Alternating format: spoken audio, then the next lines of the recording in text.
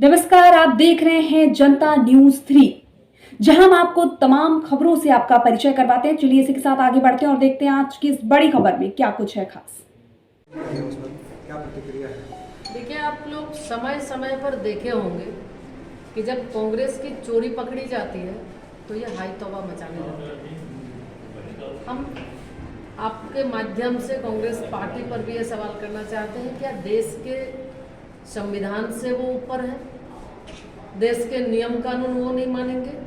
आज जो income tax आयकर विभाग के द्वारा उनके खाता फ्रीज करने की बात जो ये हाई तौबा उसकी मचा रहे हैं, तो ये आप भी जानते हैं, देश की आम जनता भी जानती है कि नियम सबके लिए एक है। भारत देश में रहते हैं तो निश्चित रूप से सबको देश का कानून, देश का नियम मानना होगा।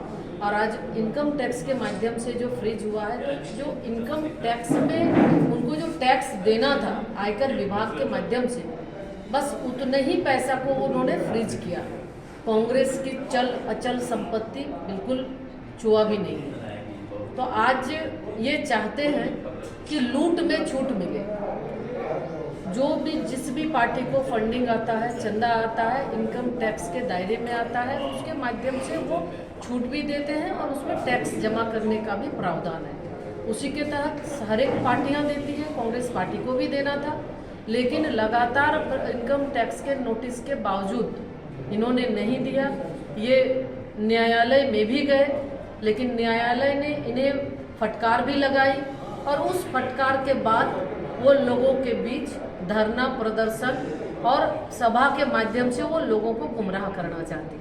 लेकिन आज देश की जनता को पता है कि सबके लिए कानून एक है। जब एक साधारण व्यक्ति अगर कोई काम करते हैं तो वो भी इनकम टैक्स पे करते हैं, तो निश्चित रूप से पार्टियों का भी, क्योंकि ये भी जो एक इनकम टैक्स के दायरे में आता है, तो जो उनको चंदा दिया जाता है उसके माध्यम से छूट के बाद जो टैक्स दिया जाता है, नियम तो सभी पार्टियां देती है, लेकिन कांग्रेस पार्टी नहीं चाहती है कि हम दें। और कहीं ना कहीं ये दिखाता है कि चुनाव के हार के डर के वजह से आज इनके राष्ट्रीय अध्यक्ष के भी बोल आप देख रहे होंगे कि संवैधानिक संस्थाओं को वो धमका रहे हैं, आज अनर्गल प्रलाप कर रहे हैं। तो आज जो स्थितियां बन रही है कि 2019 के चुनाव में तो कांग्रेस पार्टी को डबल डिजिट भी आया था, अब इस बार ऐसा लग रहा है कि वो सिंगल में ही सिमट जाएंगे। और इनके जो गठबंधन है, तथाकथित इंडी गठबंधन, तो आप देखे होंगे कि उस गठबंधन में वैसे ही सारे लोग हैं जो चाहे वो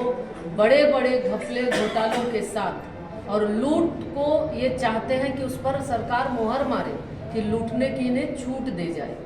तो वैसे लोगों को देश की जनता समझ रही है, जान रही है। और इनके इस हाईतौबा मचाने से चोर मचाए शोर वाली कहावत है कि आज वो आयकर विभाग के टैक्स की चोरी करके वो चाहते हैं कि आम पब्लिक को लोगों को बताए कि हमारे खाते को फ्रीज किया गया, लेकिन आम जनता जानती है इनके हर एक चीज़ों का हिसाब लोगों के पास है।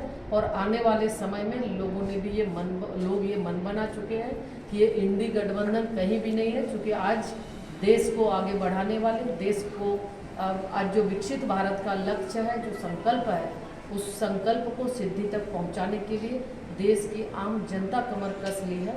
और जो एनडीए का 400 पार का नारा है, निश्चित रूप से देश की जनता, ये चुनाव देश की जनता लड़ रही है कि आज भारत जिस तरह से, जिस तेजी के साथ, जिस रफ्तार के साथ आगे बढ़ा है, एक शक्तिशाली देश के रूप में उभरा है, विश्व में भारत का एक अपना अलग पहचान बनी है। निश्चित रूप से उसको और आगे बढ़ाने के लिए देश की जनता ने ये ठाना है कि इस बार एनडीए को 400 पार कराना है। हेमंत सोरेन की पत्नी कल्पना